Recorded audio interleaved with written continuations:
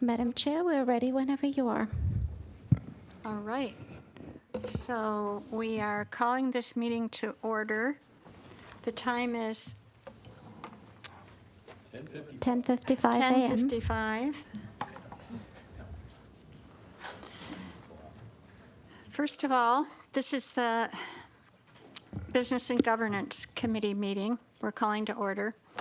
I would like to recognize and thank Chris Brewster for serving as our acting committee chair at our previous meeting in September. Thank you, Chris. I understand you did a great job. It was fun, thank you. And I would also like to recognize and welcome our new board member, Christiana Gauger. Welcome. On behalf of the committee, we're excited to have you here today, and we look forward to working with you for many years to come. Rosie, do we have a quorum? Yes, Madam Chair, we do have a quorum with all members present. Great. Moving on to Section 3, public comment. Rosie, do we have any public comment today? No, Madam Chair, we don't have any public comment for today's meeting. Thank you. Moving on to Section 4, the action items. We have 5 action items on today's agenda. Our first action item is staff's recommendation to approve payment of the annual supplemental benefit. Ted, will you introduce this item? Good morning, Bobby. Thank you very much. Good morning, everybody. You have my memorandum in your board packets. The memorandum covers the background, the governing code sections, and a summary of the information. Staff recommends that the board approve payment of the annual supplemental benefit to eligible retirees. And with that, I will open this to any questions you may have on the matter. Would any committee member like to speak on this matter? If not, may I have a motion? And a second? I need a second. Rosie, do we have a motion and a second? Yes, the first motion is Thomas Battaglia and seconded by Paul Oates. And we're ready for the vote. Let's vote. Please record your votes. With all votes in, Madam Chair, this motion passes 6-0. Thank you, Rosie.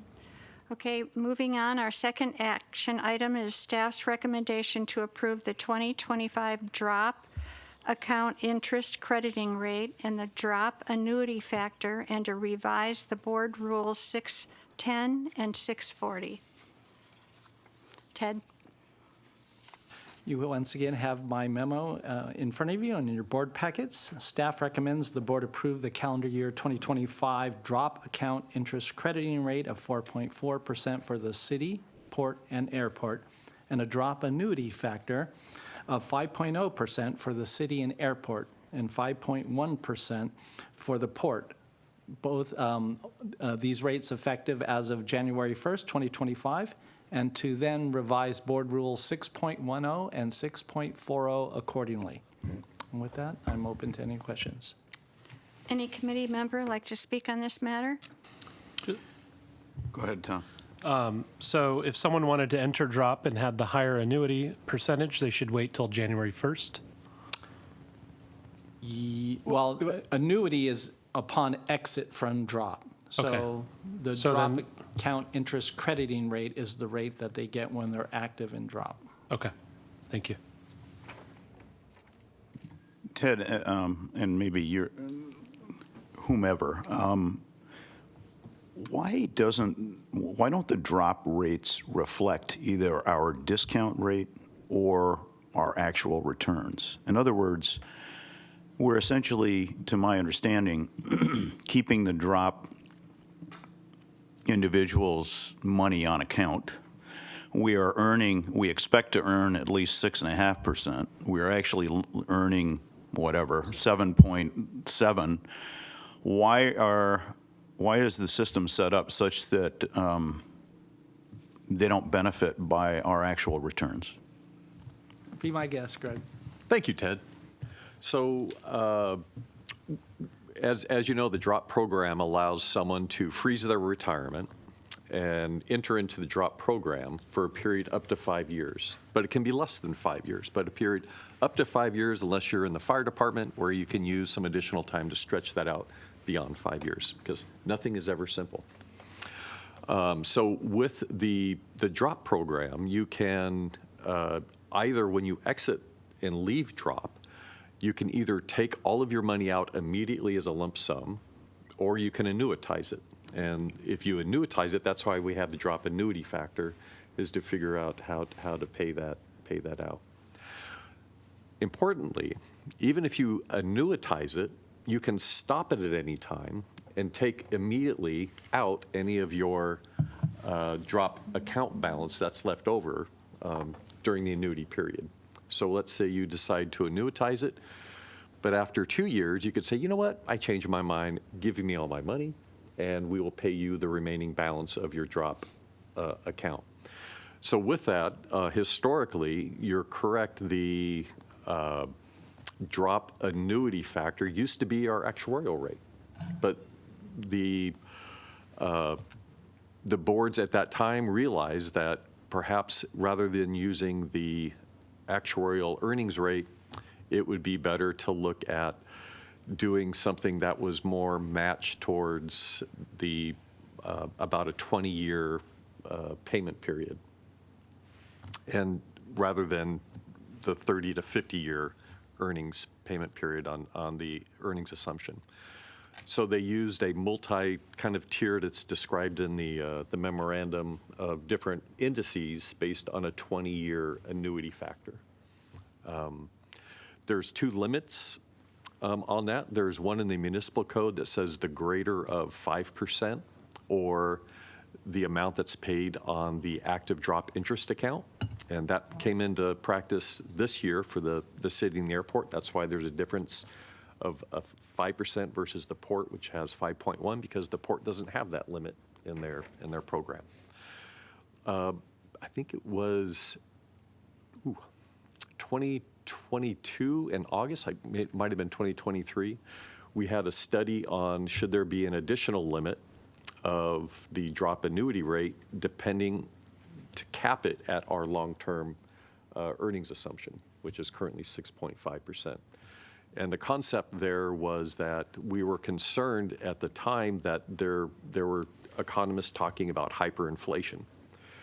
I am old enough to know that inflation was double digits. I think my first mortgage was 17%. And we were worried about would we be making lifetime or 20-year annuity payments using an unusually high annuity rate. And so we decided to cap that at whatever our long-term rate was. So currently, we pay based on a 20-year with the cap that the city put into their plan and the airport of 5% or the active drop account rate or the board-imposed rate of our long-term annuity. I think I understood most of that. Thank you. It seems manifestly unfair to me that we are comfortable that we can comfortably hit a 6.5% rate of return, and we have consistently hit something higher, but we are not crediting the drop folks at that level. So my non-motion is, could we talk about this a little bit further at some point down the line? Yeah, it really comes down to adverse selection. People generally make decisions in their own best interest. And so for the fact that somebody can withdraw their drop account at any time, that costs to the trust. So I think that's why you're seeing the difference in the 2 rates. Yeah. But yes, we can talk about Thanks. it more. If we could explore it further down the line, then I won't have to. Thank you very much. That's good. May I have a motion and a second from the committee?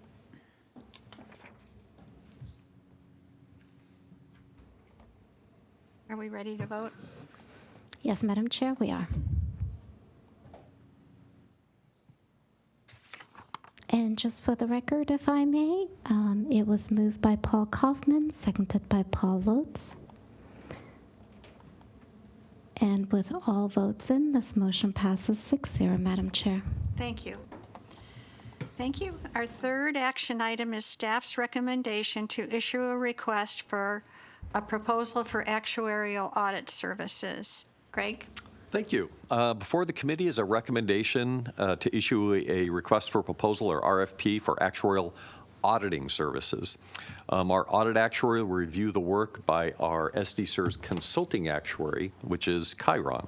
Specifically, the auditing actuary will take a look at Chiron's upcoming June 30th, 2024 actuarial evaluation and just test the veracity and the completeness and the accuracy of that valuation. Now, Chiron has been serving as our SDCERS actuary since 2005 and has been audited the 2011 valuation and the 2016 valuation with minor technical requests to improve their valuation process, but nothing significant from those two audits. Now, we prefer to do these audits every 5 years, but our current cycle is extended a little bit, having to do with the reopening of the city plan and also the recently completed RFP for actuarial consulting services. We didn't know if we were going to keep the same actuary or change actuaries, and we just wanted to do the audit once rather than twice. Staff is recommending the board leverage its professional staff to administer the RFP process by directing staff to issue the RFP, screen the RFP responses, follow up with submitting firms as necessary, and recommend one firm for selection at the board's March 14th, 2025 meeting. Based on the nature of this engagement, we don't anticipate having auditing actuarial firms come in and do presentations. It will be more along the lines of, here's our process, this is the evaluation, here is the results, and we recommend one vendor for selection. Alternatively, the board president can select an ad hoc committee, and we could get the board involved. If you really love reading RFPs with the staff, you're welcome to do that. But I would recommend leveraging your staff and just having us take care of it for you.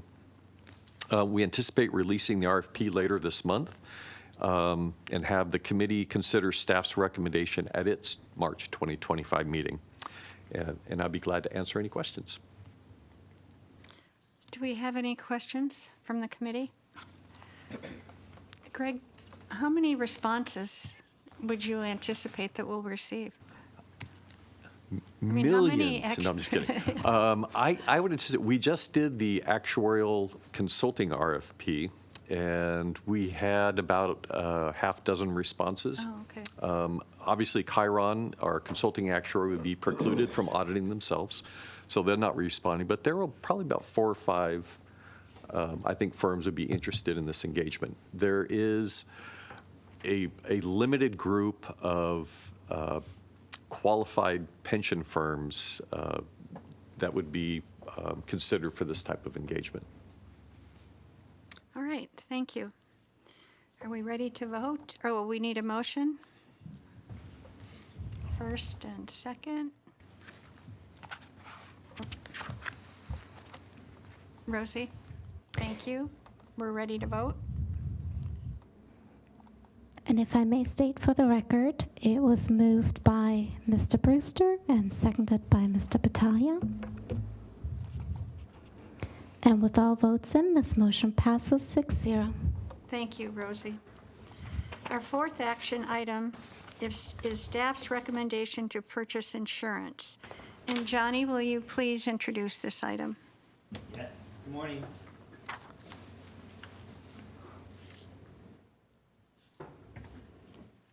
I'm here with Sean Krantz from Alliant today to give you our annual overview of SDCERS' insurance portfolio, as well as to give you the broker and staff's recommendation to renew fiduciary insurance.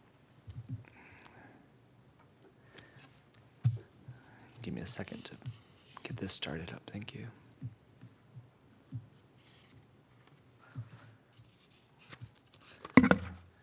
How's that look? All right. Sean to my right, has been with Alliant for 22 years and manages a public pension practice nationally for Alliant.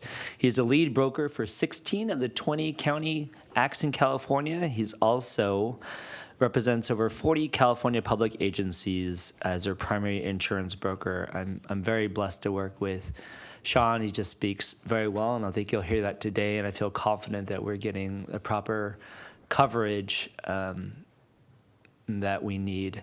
Just a note, I've started here in 2010, and at the time we really had, I think, a more basic understanding of our insurance needs. But working with Sean, working with Melanie and the city more closely, understanding what we're covered and how we're covered, I think has created a more robust and protective insurance portfolio to help mitigate any potential losses. Okay, with that, Sean, I want you to turn this over and talk about Alliant, please. Absolutely. Good morning, Madam Chair, Committee. Good to see you all again.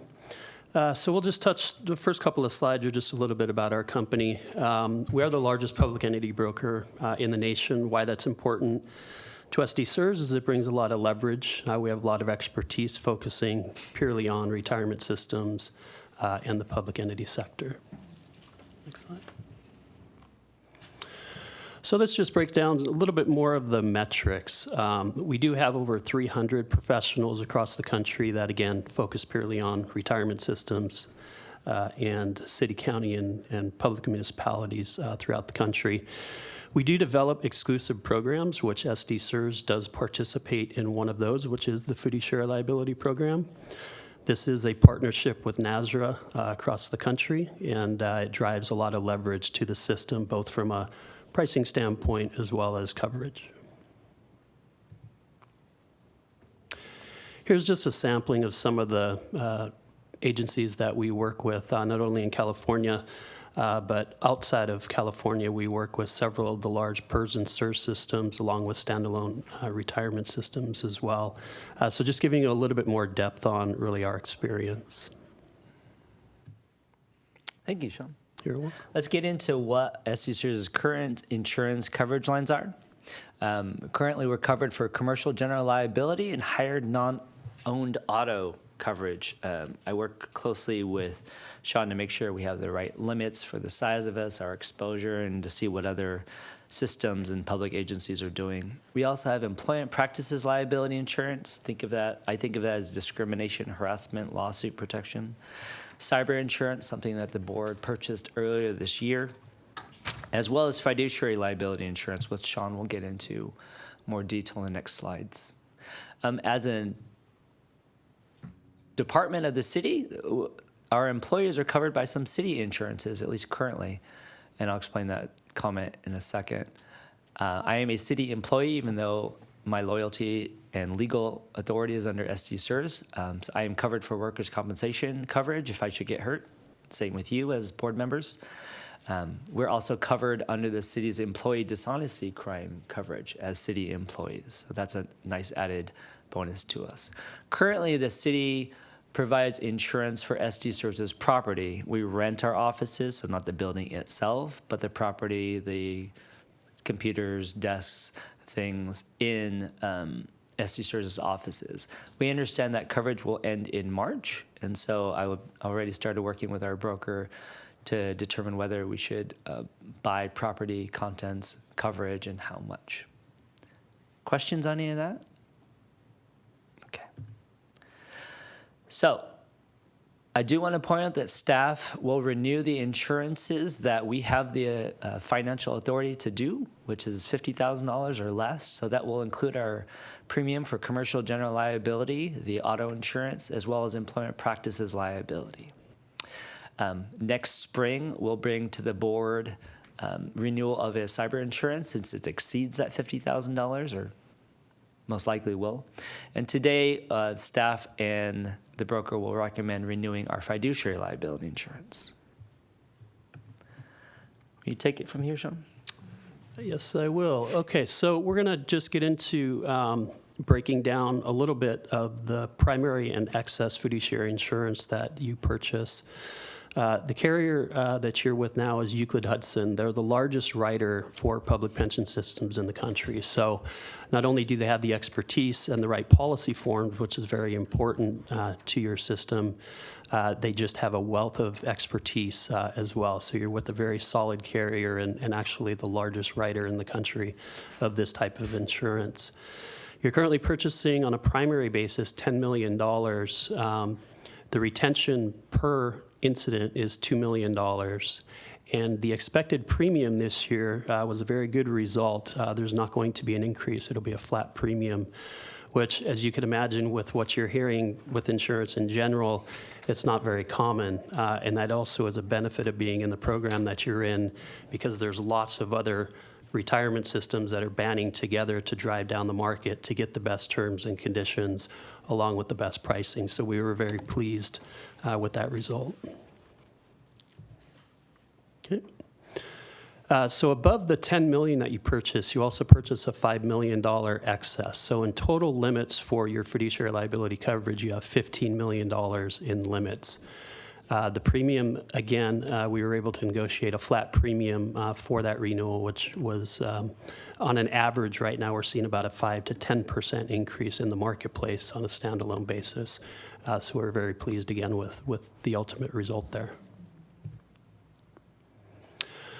Okay, so you also purchase a directors and officers liability policy. It's what they call Side A coverage. This is through RLI Insurance Company, and you're essentially purchasing $10 million excess of your $15 million. And this $10 million directors and officers is really for anything that's a non-indemnifiable type claim. And so the reason that you do that is you basically, in an instance that you were to have the system not being willing to indemnify somebody, this coverage would then kick in where if without this type of coverage, then the fiduciary policy doesn't extend for that. So that's the reason that you purchase a separate directors and officers liability coverage. Again, there we're expecting a flat renewal from the carrier. Thank you. And that brings us to our action item, which is staff and brokers' recommendation to the board to bind fiduciary insurances at the levels that we purchased last year, as presented by Sean. We expect the amount to be under $227,000, but I understand because we don't have the binders or some fancy insurance term that isn't actually binding until we do it a few weeks before the policy expires. So staff is recommending a motion to purchase fiduciary insurance not to exceed a limit of $300,000. And that's just in case something is higher. I don't want to call an emergency meeting next month and drag you down here to buy the fiduciary insurance that you want. Questions? Go ahead. Question on, I'm sorry. Oh, go ahead. Oh, sorry. There we go. Quick question on what happens when a board member goes off the board. Is there follow-on insurance for activities that might have occurred while they were a board member? Correct, yeah. So as long as you keep your policy and you're renewing it every year, there's what's called a continuation of coverage. Okay. And so the definition actually reads past, present, and future board members, employees, et cetera. So the policy, the key there is keeping the policy active. If the system ever decided to not purchase fiduciary insurance, you'd have an ability to purchase up to 3 years of what they call tail coverage. But again, we would just never recommend not purchasing the insurance. So as long as it's in place, then by definition, yes. Okay, thank you. That's good. Any other questions? If not, do I have a motion and a second? Thank you, Sean. Thank you. Appreciate it. Moved by Mr. Battaglia, seconded by Paul Lutz.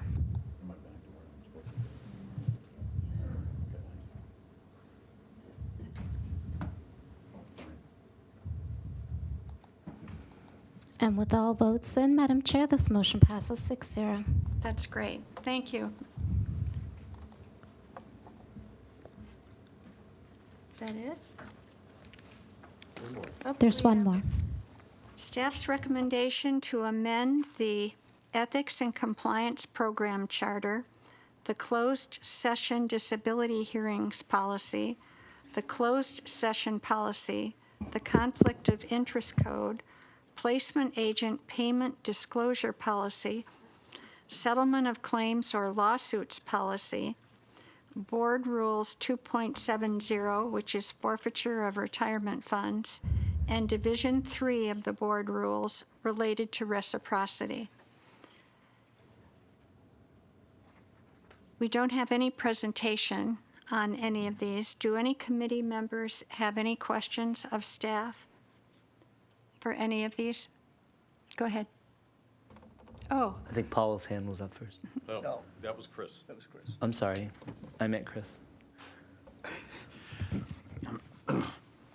I just wanted to comment, and I've brought this up before since we have the Chief Compliance Officer issues in here, that I think going forward, we should be looking at the idea of separating the roles of Chief Compliance Officer and General Counsel. I think there's an inherent conflict. I think the policy indicates such, where the Chief Compliance Officer is supposed to collaborate with the General Counsel, which under these circumstances is very easy, I must say. But I think there is an inherent conflict there. So no motion, just a consideration for the board for the future to think about having, well, someone of Christiana's caliber here as a compliance officer separate from our general counsel. Thanks. No request for discussion or anything unless anybody else wanted to chime in. Thank you. okay. We'll table that for another time. But I certainly appreciate Johnny's, or the council's expertise in the compliance area. I think it's a great benefit to have counsel in that role. It's my feeling. Thank you, Bobby. Anyhow, I had a small comment. okay, go ahead. Thank you. Chris Brewster kindly pointed out to me that I failed to conjugate properly in paragraph 9 of our Chief Compliance Officer Charter. It should read that the Business and Governance Committee receives, not receive, regular updates from the CCO and assists the board with its oversight. So with that, I will add those 2 S's, and thank you, Chris, for pointing that out. Well, with those changes, do we have a motion and a second? Moved by Mr. Thomas Battaglia and seconded by Mr. Paul Kaufman, and you're all welcome to vote now. Thank you. And with all votes in, Madam Chair, this motion passes 6-0. So we have finished our committee's action items, and on to the reports. And Natasha, Member Services Division Hello. report. Good morning, I think. Good morning. All right. Okay. Happy to be here. You have the staff report, but I wanted to share some highlights. As you know, our call center works very, very hard to keep the average call wait times down and all the other tasks and workflows completed in a timely manner. Because we're now fully staffed and employees are almost done completing training, we continue to see our call times decreasing. So our call wait times have decreased by almost 50% since July, and currently we are under 2 minutes and still going down. So they're doing a great job, and we're very proud of the work that they're doing. We have been working with IT to transition our website to a new platform, and I really want to acknowledge all the work that Jessica Taylor has done in making sure that the content and the navigation is successfully transferred, and also wanted to thank Norma in IT for all her support as well. The new platform will also allow us to look at how we present information to our members in the future. So we want to continue improving how we communicate with our members. The process should be complete by the end of this year. As part of our continuing efforts to improve communication, we were presented with an opportunity to have a booth at the city's Employee Appreciation event on Saturday, October 19th, which I attended along with 2 of our counselors, Sarema and Selene. This was very successful, and we had a steady stream of employees from those who were brand new to the pension system to those soon to be retiring and everyone in between. Now, this was not in the staff report, but we also had the annual membership meeting on Friday, October 25th. Our board president, Lisa Marie Harris, joined us and provided welcoming remarks, and Chris Brewster attended as well, along with REA and RFPA representatives. This meeting was recorded and is on the SDCERS YouTube channel if you want to see how awesome it was, from Greg presenting on the Business of Trust, the SDCERS investment team presenting, Sandra's benefit admin updates, and member services. Plus, I had some really good jokes, so I encourage you to go back and watch it. I think the biggest news for our members is the change in retiree health. Open enrollment started November 1st, and while we are learning as we go how we can work with the city and their new vendor, BOSS, to make this smoother for our members next year, we are getting really good positive feedback from the members. And BOSS definitely has really stepped up. They have 3 dedicated staff to our account and an easy-to-use website. Sandra, Sarah Levy, Greg, and I attended the Retiree Health Fair that SDPBA hosts, and we had a great meeting with REA, RFPA, City Risk Management, and BOSS, the new Retiree Health Administrator. Lastly, just a quick status on the General Member and Fire Safety Board elections. The nomination materials are mailed this week, and the nomination period is November 11th through December 11th. Voting's going to be in January, final results in February, with certification ready for the March meeting. And lastly, I did just come from attending a conference along with Tom Battaglia, the International Foundation of Employee Benefit Plans. So it was at the San Diego Convention Center, and it was really great information, a lot of AI information. Met with some of the LaSera employees that had very nice things to say about Greg. So it was actually a very good conference, and hopefully we'll be able to use some of that information here in the future. And with that, I'm happy to answer any questions. Are there any questions for Natasha? First of all, I would like to recognize Greg for doing a great job in his presentation at the annual meeting. I expected it was going to be your standard dry, pension presentation. But in fact, it was actually quite interesting. And thank you very much for doing that. Thank you for attending. Yep, you're welcome. I learned stuff. And thank you and Sandra for doing such a great job of dealing with the retirees' health care changes. There's a new administrator. It's a scary thing for the retirees to have SDCERS give this up and have a new contractor do it. And there's a lot of work that's been done with SDCERS personnel meeting with risk management, with each one of the retiree groups. I've had a chance to attend most or all of the meetings, and it's really, really been a good thing. It's been a good collaborative process. And it appears that the contractor's going to do a good job, fingers crossed. And I think so far, that's worked out. So thank you to you and Sandra I know there was a huge amount of work. On the other hand, now you don't have to do that. So that's great. And I just really think you guys have done just a fantastic job with all of that. So thank you. Thank you. Thank you, Chris. That was good. Thanks, Natasha. That was a great report. Sandra Clausen, Benefits Administration. Good morning. You have my Benefits Administration report in your materials. The report details some staffing changes that we've made in the Benefits Administration Division. At the last meeting, you got to meet Monty Pareto, so he is one half of the Ben Admin management team.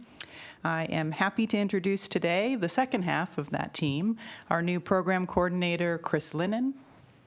I told him to smile and wave. Chris is an amazing analyst, and we have been putting his skills to the test with this POA plan tier conversion. The conversion of right around 1,000 active police safety members from Tier 5 with their corresponding contribution rates and interest calculations to the Tier 4 with their contribution rates has really turned out to be quite an undertaking. I asked Chris for some statistics to kind of put into perspective how big and complex this project has been, and he sent me back an email that was titled "Shock and Awe." So just for some perspective on the size of the project. The script that we're going to be deploying into production next week contains more than 120,000 pay period transactions. The script updates employment records for 997 member accounts and creates 448 adjustments for the underfunded member accounts, which will be billed to the city, as well as 547 refund disbursements for the overpaid member accounts, which will be returned to the members. That does leave us with 2 members who actually broke even, as well as 10 members that were manually updating due to some kind of pre-existing complexities that did not allow them to just be added to the script. Needless to say that both Benefits Administration and IT will be very happy to have this project behind us. Joe's smiling over there, I see that. It is November, so we would normally be in the thick of open enrollment, but with the transition to BOSS, it's really nice to have a little bit of a lull, and that's allowing us to continue to work on our system updates and new business processes that we'll need, not only for the transition, but to manage the ongoing relationship with BOSS. You also have my members owing in excess of $10,000 report in your materials. We had 2 overpayment matters resolve, and no new overpayments were added during this cycle. I'm happy to answer any questions you might have. Any questions? I have a question on the members owing over 10,000. So you mentioned a Linda Lowe's estate deserving of a continuation of benefits. I couldn't understand that. Yeah, so she was an alternate payee receiving an ex-spouse, receiving a portion of a member's benefit. When she passed away, the domestic relations order did allow for that continuation to happen to her estate. So it was the estate who owed the money, and it's the estate that's getting the continuance. So it was kind of a wash. We had overpaid the benefit, but then the overpayment was due to be paid out to the estate. So it kind of resolved itself. Thank you. Any other questions? Thank you. That was a great report.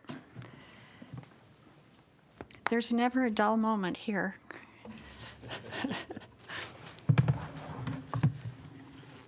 Hello, Michelle. Good morning, Roberta. Bobby. Right. So I have a lot to share today, but I want to start with some exciting news. For the 7th year in a row, the IT division was awarded the Quality Information Technology Practices Award from, and this is a handful or a mouthful, the Municipal Information System Association of California, also called MESAC. MESAC is an independent organization that comprised of over 2,000 government agencies from counties, cities, law enforcement, water authority, and a single pension system. I've recently recruited a few agencies from the CalPERS roundtable, so hopefully I won't be sitting at a table alone anymore. But to be recognized for this award, we need to meet the NIST 853 standards. This is a cybersecurity framework that helps agencies build best practices within cybersecurity. In order to be recognized, you have to meet a specified percentage of those requirements, and happy to report for the 7th year in a row we met those requirements. So this is a contribution, this is recognition of our team's hard work to always stay ahead, always looking for additional innovation to strengthen our program. And I really appreciate our team's work in making this program strong. And I did bring a prop, so this was exciting. Very nice. We have 17 years to go before you beat Ted. So I want to share, it's always great when we can identify improvements to an incident response plan without a crisis happening. Last month in October, there was a power outage in downtown San Diego over the weekend, and it happened to be our patch weekend. And it happened to be after our team had already committed 8 hours of patch time, production patching, and had signed off and did not see the email alerts. So what happens in that case is we have backup batteries that support our infrastructure. Well, this outage exceeded the capacity of those batteries, and we had hard shutdowns. And so as a lot of you know, is electronics don't like to be shut down without a graceful shutdown where you can close applications and the command scripts. So that's not a good thing. Luckily, we had a team member recognize the outage on Sunday. We were able to bring up all services back before the business even knew that this happened over the weekend. This does give us the opportunity to look at process improvements and how do we mitigate this impact in the future. So thankfully, we already had within our IT strategic plan to replace our UPS, which are Unified Power Supply units. We have 2 of them in our data center right now. Together, they can probably carry the load about an hour. This outage happened to be 3 hours long. So in our new design, we're replacing those 2 batteries with 4. And so the load will be split. We'll have redundancy. And with new technologies, they have an administrative console that we can configure thresholds where it can execute commands. If the battery supply gets to a certain level, it can start gracefully shutting down equipment, as well as sending SMS, email, call alerts to the team. So this will be a great improvement, and we'll have some testing of that response and execution. We also worked with our technology vendor, SDCERS, who provides network operation command and makes sure that they're aware of our thresholds of why was there not a call tree that happened. And, you know, had this been an incident, we would have expected to get alerts from the NOC to notify us of the outage. So we did take remediation. It was a great opportunity to make improvements to our process. Thankfully, when we returned on Monday, we only had about 3 failures. One of them was a machine in this room, another one was a scanner, and another desktop. So very low impact, so we were lucky that we got by. I also want to share some updates that occurred since my report was submitted. Our team recently completed the production deployment of our Documentum upgrade. Documentum is our electronic content management system. This is what archives images, documents related to operations and members' documents. It's a very complicated environment with a lot of pieces that are integrated, and this has been an 8-month project. The team worked over the 3-day holiday, so they started 5 o'clock on Friday, and they did not conclude until Monday at 7 p.m. And as much as this is a team effort, I really want to recognize Sandeep Kumar. He's one of our CGI members. His talent, his expertise, his dedication, and his leadership is unmatchable. This is usually done with a team of specialists, and he did this single-handedly. And he was able to get everything back online for business on Tuesday. Additionally, I want to recognize Norma Frank, our application services manager, for her oversight and project management and making sure everything and everybody was on task to meet our timeline. And as mentioned by Natasha, Norma has another production cutover in another week or 2. She's been working with member services and digital deployment on our migration of our website. Our website's moving to a new solution, but it's also moving to a cloud-hosted environment. So this will be our first production environment that's moved into cloud. Our vendor has guaranteed 99% uptime, but this also gives us the ability for continuity. So when there's impacts or power outages locally, it will not bring down our website.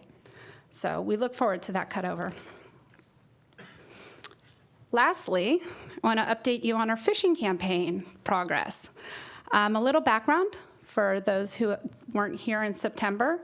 Phishing emails are the #1 attack vector of how cyber breaches and attacks happen within an organization.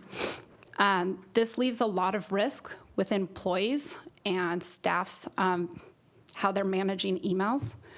And so therefore, cybersecurity becomes a responsibility of all employees and not just an IT responsibility. The phishing campaign software is a learning program that assists in teaching staff how to identify phishing emails and how to take proper action. And so what this software does is it sends simulated phishing emails to staff in an effort to trick them to respond, click on the link, or open the attachments. So if you recall, in September, we did our baseline in our new solution, and we had a risk rate of 10%, which is also the failure rate. So we had 7 out of 68 emails that were clicked on or engaged in dangerous kind of behavior, which is better than the industry average, which is 28%. But in October's phishing campaign, we made some improvements. We had a 4% risk rate, which our goal is to get to 100% and stay to 100%, but we're getting closer. But it's important to know that you as board members are also at risk. You guys all have email accounts that are within our domain. You are not exempt from this phishing campaign. So I do not have statistics on your results, but I hope to in January. I'll let you guys know how you guys are ranking to the risk rate that SDCERS staff has made. And that concludes my updates. I'm happy to answer any questions. Michelle, sorry. Go ahead.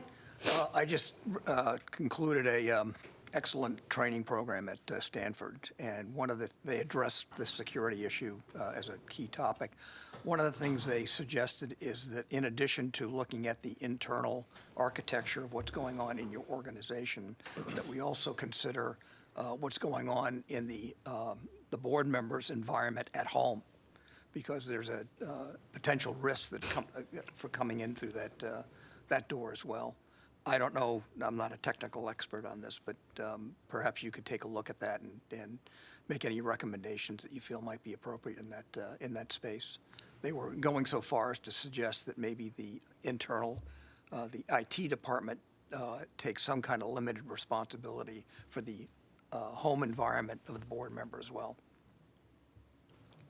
I'll make note of that, yeah. We do have, so for staff, we do issue devices that they use, and those devices are managed remotely by our internal team, so they can't download. We have endpoint security on them. It's encrypted. So we have control over those devices that they're connecting into our environment, but looking at a board member's environment would be something we can take a look at. Bobby? Go ahead. Hi, Michelle. Hi. So as Natasha mentioned, we were at a conference the last 3 days, and AI was brought up a lot. So what kind of discussions are you guys having about integration of AI or tools with SDCERS? Yeah. So at the MESAC conference, it was every technology conference is a big topic, right? So at the MESAC, we had the CIO for the state that spoke, and she cautioned organizations in diving into AI. AI is a new technology, but really making sure that you're identifying a business problem that you're applying this solution to. AI can bring risk to your organization if not implemented appropriately. So I think at this point, if we find that there are use cases or business challenges that AI can help solve, we'd introduce that. But at this moment, we don't have an immediate plan to jump into that technology. Yeah, a lot of the sessions that had nothing to do with AI, it was still brought up in the discussion. It was really, something really awesome to listen to. There was also a speaker, one of the keynotes, talking about be curious, not judgmental, embrace uncertainty, and how these tools can help expand production. And you don't have to lose people to integrate with AI. You can use people to enhance services. So just wanted to make a couple mentions about that. Yeah, absolutely. A couple of comments on that. And I don't want to hop in my soapbox on this, but I think this is probably one of the more defining moments of an organization's future endeavors. I don't think this is strictly a IT-related issue. It's a business and governance-related issue as it applies to the whole organization. I think it'd be worthwhile considering at some point in the future whether we set up a committee within SDCERS to go take a look at this issue, which includes the IT component of it. But it has a major impact on, it will have a major impact, I think, on the organization in general. Right now, it's largely focusing on productivity improvements, but this stuff is becoming sentient in its capabilities. And there's opposing opinions as to whether we ought to burn it to the ground or embrace it.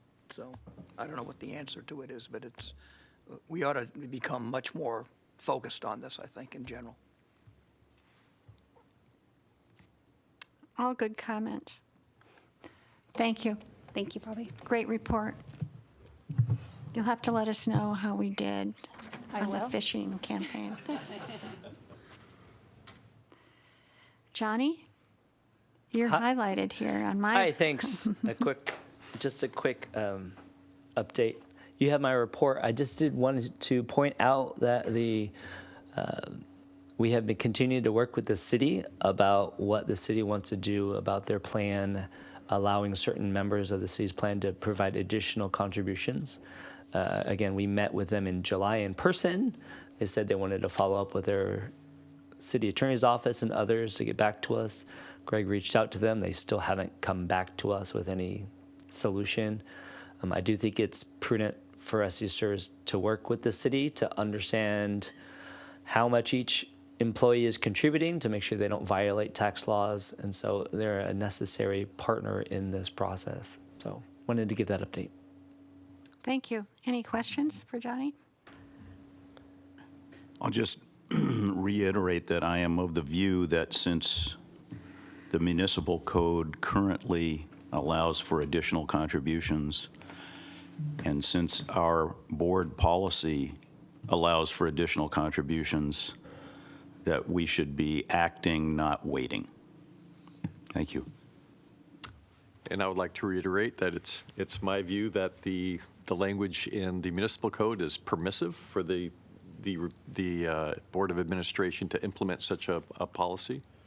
And as we are responsible for administration, not plan design, I think we should, as Johnny mentioned, reach out to the city to make sure this is a program they would like us to administer on their behalf to attract and retain employees. And this is a really good example of healthy disagreement. Yes.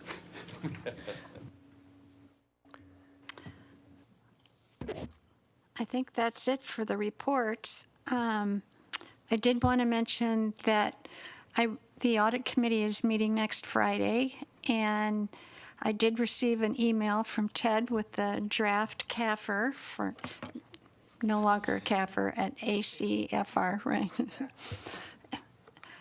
For this past year. So we'll look forward to reviewing that next week. So thank you for your work on that, Ted. We know what a tremendous job it is. Could I ask a question about that? Yeah, and you're welcome to attend, Chris, if you'd like. Which is this? Next Friday, the audit committee. Oh, yes, I'm going to try. I mean, well, anyway. Ted, do I understand that generally speaking, the data and whatever in the ACFR are from third-party sources? When, I'm sorry, which I'm data are you asking, talking about? there's a ton of data in There the is. ACFR, right? Yes. Is that mostly coming from our vendors or whatever you want to call them, or are we creating that data ourselves? So when you say that data, it depends on the section you're talking about, the actual disclosure you're talking about. The financial statements are produced by us. We do use information from the third party, actually our custodial bank, to account for our investment portfolio. We use information from Chiron, our actuary, in another section. We use information from Aon in the investment section. You see a letter addressed In the investment section from Aon directly, you see the letter addressed from Chiron directly as to what they're disclosing related to the actuarial information. So to what extent would you say we accept that data at face value? And to what extent do we validate it independently? So when you say accept data at face value, the financial section of the ACFR is audited. It's audited by our external auditors. Okay. Wherever that information comes in, there are audit procedures performed by our accounting firm. So that's the financial section. For items related to the actuarial and investment sections, the investment committee gets the information associated with the investment activity reported in the investment section. This board gets the information, as well as executive management, from our actuaries in the actuarial valuation reports. So when you say at face value, So you and I and Greg have had a conversation on the side about this question of Aon reporting our long-term returns on investment or whatever. yes. And I'm not sure that I understand how we ultimately validate that those reported returns are accurate. That's my question. So I won't speak for the investment committee and the evaluation of Aon's reported investment returns. What I will say is there are two types of returns that Greg has dealt with, time-weighted and dollar-weighted rate of returns. So Chiron, as required by an accounting standard that I won't go into details on, provides us with the dollar-weighted rate of return. I do a reasonableness check to ensure that the numbers are comparable, because they are actually two different calculation methodologies. And I know you do your own calculation methodology, but I will say that the information Chiron gets from me is pretty extensive when they come up with their one-year dollar-weighted rate of return. They actually use the cash flow information on a monthly basis by how I close the financial statements.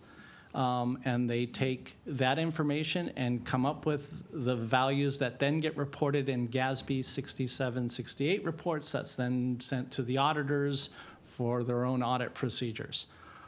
So I understand what you're saying is that you've done your calculation and you can't really explain why you're different.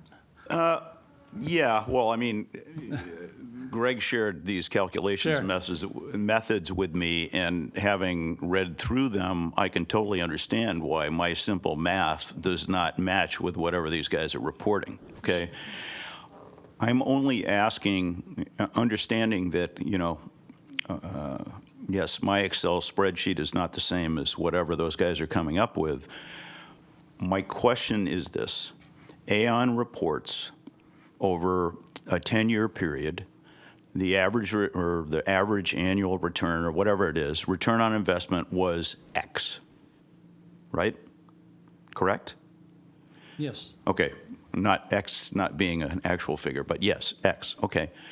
To what degree do we double check that? Greg? Would you like to call a friend? All right. Sure. Oh, first of all, I'll have our chief investment officer reach out to you and give you a more detailed explanation. But there's different levels of information that the board uses to take action. And I will say that the performance number is really one tool of many to make sure that we're monitoring the risk of the portfolio appropriately. And so, as such, we have a variety of parties involved in the investment process that look at the reasonableness of those numbers, one of which is your own internal team, the chief investment officer and our investment team, look at the reasonableness of the information coming from Aon. Aon is getting a lot of their information from our custodian bank, State Street, which also has performance reporting capabilities, which is another reasonableness check on that information. The private markets, we have advisors who are also reporting market values, cash flows, and we can derive a reasonableness check on the performance of that information. In addition, in the public markets, we also have external investment managers who are reporting their own performance information. So we do a lot of reasonableness checks. I know Aon was in the news with regards to the performance numbers and the very exact accuracy of it, but that was actually used to provide benefits to the employees of the state system. We don't use the information here in that manner. The performance numbers are just another tool that the investment committee and the board uses to make sure that we're on track in administering the program. They don't directly drive the benefit payments to employees, such as this other entity was using that information for. Had we been doing that, I think we would have a much deeper level of assurance and testing for that number.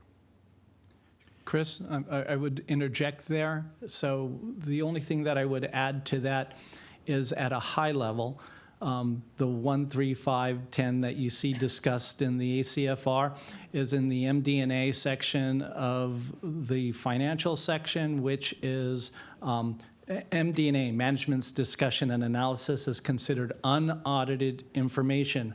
We disclose it as a tool to provide the reader with an idea of how we have done. I apologize to you because I didn't mean to cast any dispersions on your Excel abilities, because I use the same type of back of the napkin math to get a reasonableness check, right? I'm not doing an exact recalculation of the values. Really what I'm doing is I'm trying to determine, is that number reasonable given the information that I have? And I feel good about that information primarily because I've got another third party who's using information I'm providing to them to calculate the dollar-weighted rate of return, and I see a correlation between the two numbers. So I hope that's helpful, but. Yeah, thank you. I think it's really important on those long-term, especially the long-term stuff, because we make a lot of decisions based on that. How are we doing and so forth, that we feel comfortable that when they did the calculations, they were according to Hoyle, right? That's all. So, thank you. Thank you, all of you, for that discussion. Any questions? Do we have any comments from any committee members? If not, Greg, do you have any comments? Yes. Again, I'd like to welcome our newest board member, Christiana Gauger. I would like to welcome Christiana Gauger. It's just great to have you on our board and to participate in our business and governance and lend your voice to these important issues. So welcome. Thank you. Thank you. Is that it? Oh, my goodness. Johnny, are there any matters to discuss in closed session? No. Oh, thank you. All right.